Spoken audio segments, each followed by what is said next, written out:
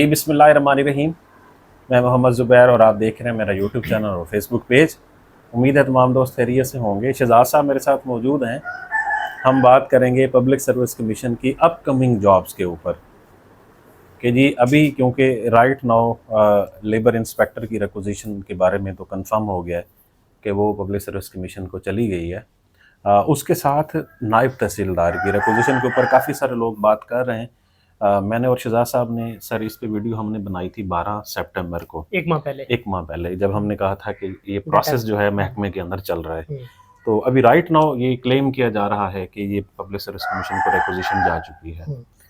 तो अलबत्ता इसके बारे में तो कंफर्म नहीं कर सके हम कि गई है या नहीं गई, बट ये तो हमें भी श्योर था कि इसके ऊपर काम हो रहा है। डायरेक्टली कंफर्मेशन नहीं हो सकी लेकिन इनडायरेक्ट कंफर्मेशन हुई। हाँ, इनडायरेक्ट कंफर्मेशन, क्योंकि हाँ हम कोशिश करते होते हैं डायरेक्ट कंफर्मेशन करने की। चले जी, आपका शुक्रिया कि आप इस सिचुएशन में भी बैठे हैं आज मेरे साथ, तो थैंक यू।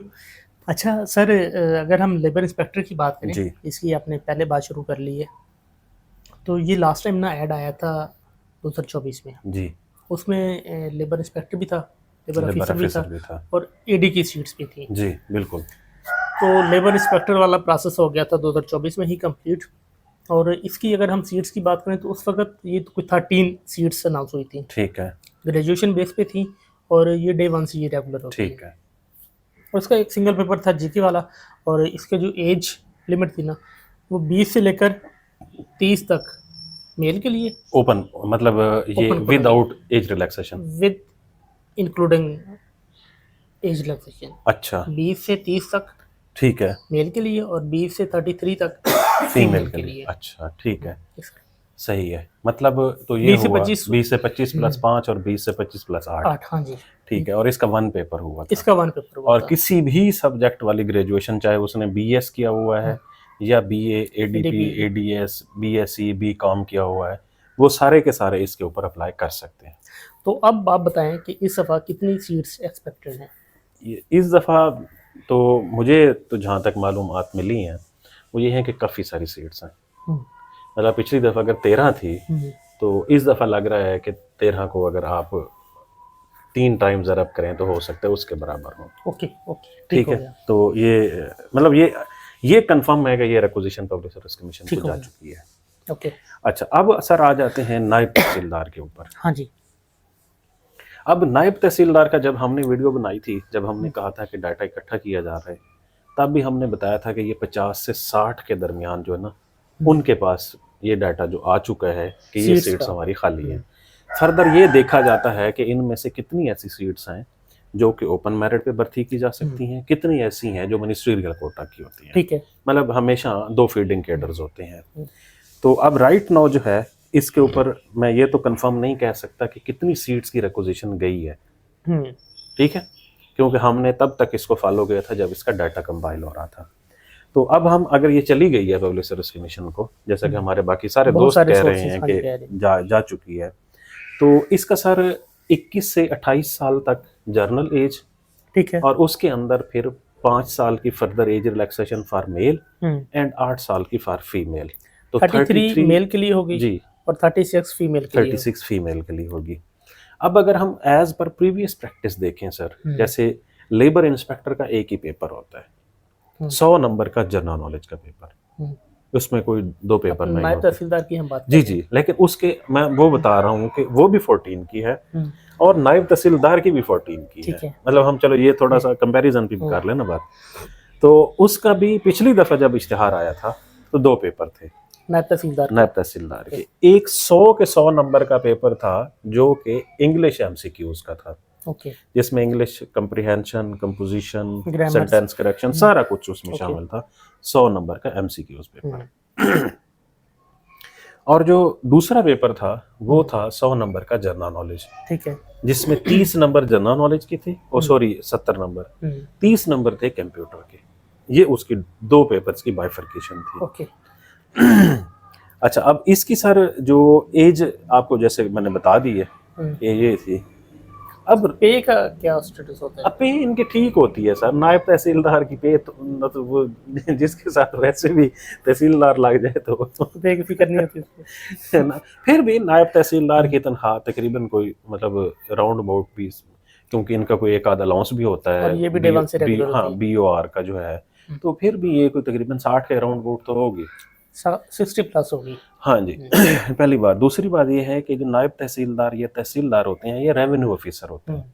जहाँ पर तहसीलदार नहीं है वहाँ पर नायब तहसीलदार तकरीबन सारे के सारे रेवेन्यू अफसर हैं या तहसीलदार की पोस्ट पर बैठे हुए, तो वहाँ पर गाड़ी शाड़ी का तो इशू नहीं है, गाड़ियाँ उनके पास मौजूद हैं। वैसे भी जब से नए जितने भी नई गाड़ियाँ आई हैं ना असिस्टेंट कमिश्नर्स की, वो पहले वाली जो गाड़ियाँ थी वो तहसीलदार और नायब तहसीलदार को दे दी गई हैं। ठीक है, ठीक है, वो भी नहीं हुई है ना? नहीं न्यू ना भी हो, मीन भी के इतनी पुरानी तो नहीं हाँ मीन के सरकारी गाड़ी तो है ना।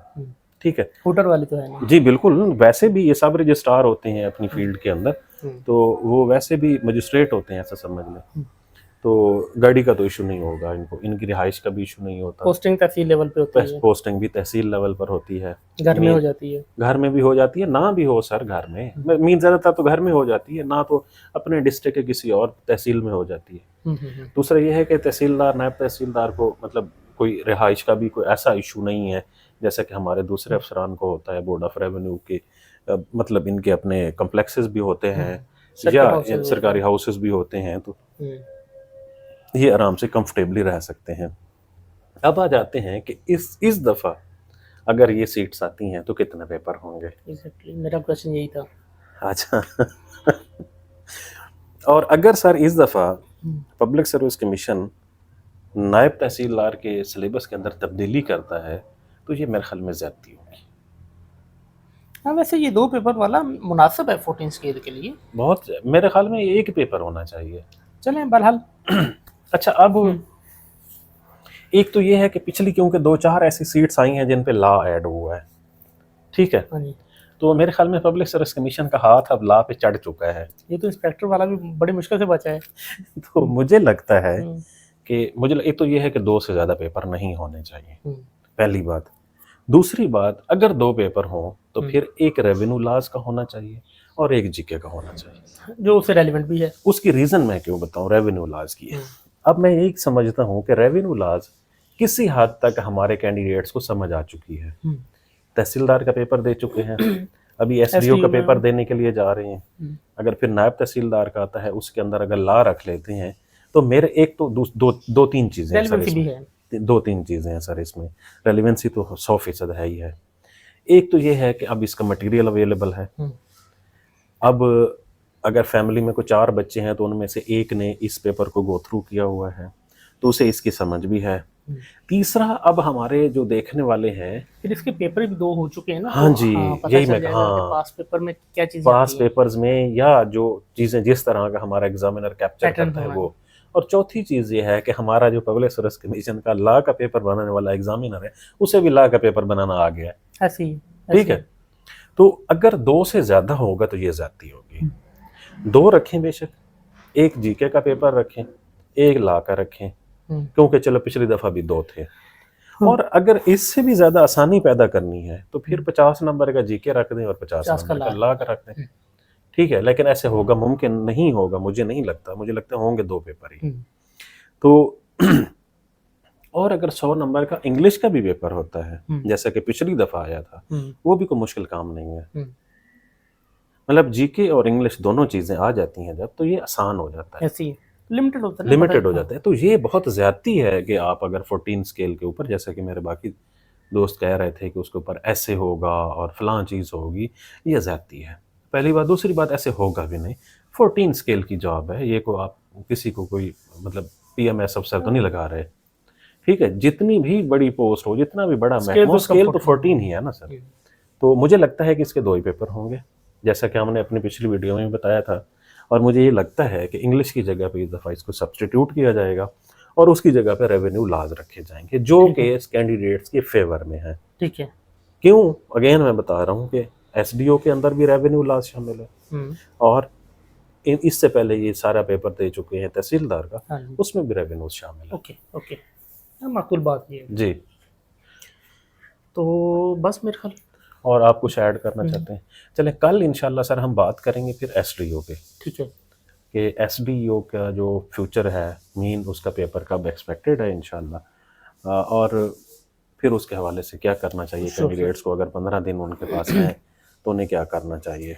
बस दुआ है कि अल्लाह आपको सेहत दे ताकि कल हम ज़्यादा जोश के साथ बात कर इंशाल्लाह। सकें। हाँ जी, चलें जी, उम्मीद है आप लोगों को वीडियो मालूमाती लगी होगी। आप ये वीडियो जहाँ पर भी देख रहे हैं, शहजाद साहब के चैनल पर देखें, मेरे चैनल पर देखें, तो आप लोग हमारे चैनल्स को सब्सक्राइब कर सकते हैं ताकि हम इस तरह की जो मालूमाती वीडियो हैं वो आप तक पहुँचा सकें। बहुत शुक्रिया।